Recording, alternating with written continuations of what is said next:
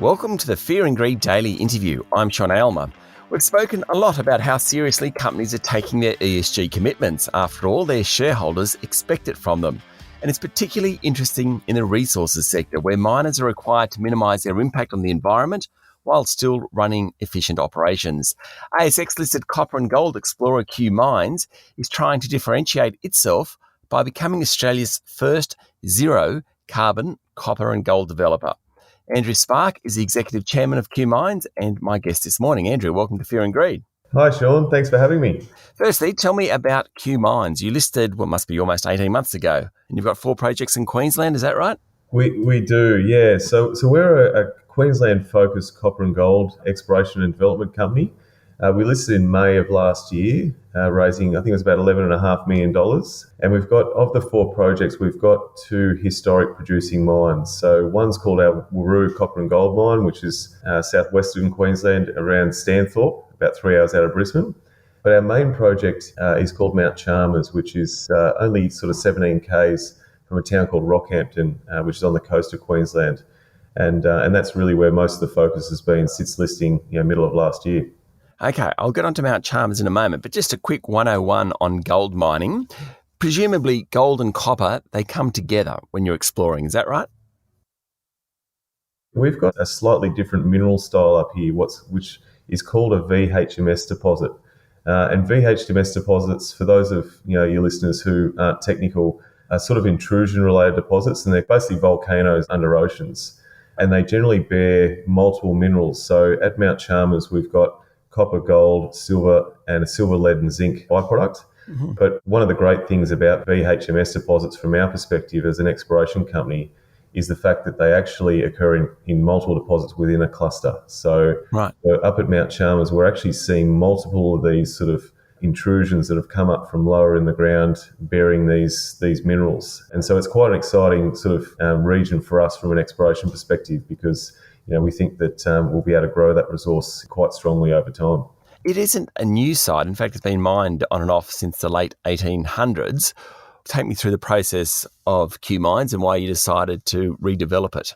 Yeah, look, I suppose we've got a track record as a team of finding existing mines and trying to take them back towards production. So a lot of mines sort of, start up when mineral prices are really strong, and they generally go through a cycle, and then they close down, when the economics aren't as strong, when the prices come off. So it's sort of a similar situation here at Mount Chalmers, or the other situation is they may have depleted the resource. So the great thing about the Mount Chalmers deposit is there's still a lot more copper and gold under the old 2 open pits out of Rockhampton there. So really what we're trying to do is we're trying to grow that resource by doing exploration drilling to try and improve the asset value and improve the economics for our shareholders. And hopefully if we find enough, take it back towards production. But you're right, it was a historic site, and that is quite beneficial from our perspective because there's lots of infrastructure there. There's already a lot of historic drilling there that tells us a lot about where to try and discover more tons and more ounces of gold and whatnot. So it gives us a big head start, or what we call a low capital advantage in trying to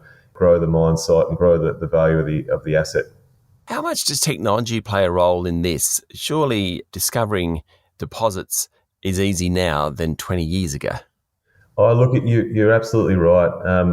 This particular mine was mined about 40 years ago. So, just even since we've come in, we're now using, it sounds silly, but, back in the day, they largely drafted a lot of the sections and plans and the resources and things using, paper and protractors and pencils. So it's really come a long way. Everything's digital now. We've got all our drill results are in what we call a 3D digital database. So it gives us a lot more visibility on where to sort of go to try and discover more tons. But also, these days, to sort of simplify it, we can fly drones and planes and helicopters over these areas and look at things like the density of rock, the magnetism of rock, the chargeability of rock, and that can give us a lot of clues as to how we can, discover more ore. So it's really come a long way, and it's improving every single day. Okay, now this is I'm going into areas I know nothing about here. Surely then you should be more successful as an explorer than those 40 years ago with all that data.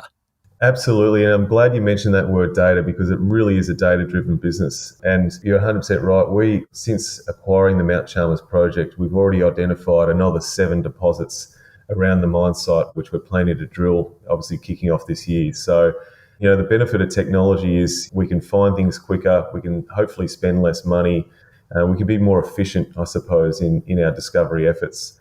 There's a lot of talk in the industry about a lot of the shallow, deposits have already been found, but Yep. that's certainly not the case. Up here, at Mount Chalmers, the historic mine was only mined to about 40 metres, and there's a lot more ore under those pits. And as I say, we've identified using a lot of technology about 7 more deposits around this mine site. So we're really excited about this year as an exploration business and how big we can actually grow this deposit and how much value we can add for our shareholders. I'll get onto the zero carbon aspect in a moment, but this is just continuing on the lines of me being quite ignorant about the whole area. Would you prefer copper or gold, or it doesn't matter so long as you get ounces or tons of one or the other? Yeah, look, it's a really good question, and this is one of the benefits of having, as I said before, these VHMS deposits is that they're multi-commodity. So what it does as a business is it gives us this diversification of commodities, and if one commodity price is off, well, we've got 5 other commodities there that hopefully are higher at that time. So, but one of the great things at the moment, we're sort of heading into a period where we think we've got a very strong sort of decade ahead as we transition to a low carbon world, and that's driving an immense amount of interest in the discovery or the production of what we call battery metals. And so obviously copper's a really big focus for us because it's used in just about every technology, every sustainable energy source. Electric cars, wind turbines, solar panels all need copper. It's really one of the building blocks of this energy transition. But as you say, we've got a reasonable component of our resource. It's just over 30% of the economic value at the moment is in precious metals. So we've got quite a large component in gold and silver. And so that, with the challenges we're seeing at the moment with stock markets under a bit of pressure and really strong equity valuations and talk of interest rate rises and cost pressures, gold and silver are a really nice sort of hedge against, hopefully not, but maybe a tough economic period ahead. So we've got that fantastic diversification of commodities here, and that's something that we've deliberately sought because being in one commodity can be quite a challenging thing in the mining business. Stay with me, Andrew. We'll be back in a moment. My guest this morning is Andrew Sparke, Executive Chairman of QMines. So zero carbon, what you do must be very energy intensive. Why are you going zero carbon and how do you do it? Yeah, very good question. So mining is historically seen as quite a dirty business, and we, since we listed in May last year, we've sort of come at it from a different angle because, as I alluded to before, because there's this fantastic energy transition going on throughout the world, and we need more copper and zinc and lead and other metals to really fuel that transition. There's a nice synergy between what we're doing as an exploration and development company, trying to find enough minerals to support that transition. And so we sort of trying to flip the whole mining and exploration business on its head and saying, well, we can do this in a more sustainable way. We can do this in a cleaner, greener way. So, it's funny, but I'm a young chairman and I've got 2 young kids, and we're really quite keen to make sure that they have a really clean world to grow up in and to enjoy it as we've had. So the question was, how do we do it? And we've sort of rolled out a number of initiatives, recently, and where we're finding most companies are in the strategy phase. We're really well and truly past that. We're in the implementation phase. So we've actually just signed a long-term agreement with a renewable fuel supplier, which we're actually using a fuel which is partly diesel, partly actual vegetable oil and animal fats, would you believe? Right. And so there's this thing in our space that we're talking about the circular economy, not wasting things, trying to use things and reuse things and reduce our carbon emissions. So we've installed a number of solar systems on our main site at Rockhampton, Mount Chalmers. We've got a wind turbine up there. We've got rainwater capture and usage on site. So we've actually got that whole Mount Chalmers site completely off grid at the moment. So it does bring more challenges and a little more cost, but it is very achievable, and there are very simple and well-known technologies out there that you can use to really reduce your carbon footprint. Is that a trend in the industry? I mean, Australia has some very efficient gold miners, and I think Newcrest is world class when it comes to efficiency, but investors are demanding greener electricity. Yep. Is it sort of a trend that going forward we will see the explorers and developers and miners actually becoming greener? Yeah, I think you're right. I think it's definitely heading in that direction. We're sort of seeing most of the uptake by the actual producers that have got stronger balance sheets to sort of transition their businesses.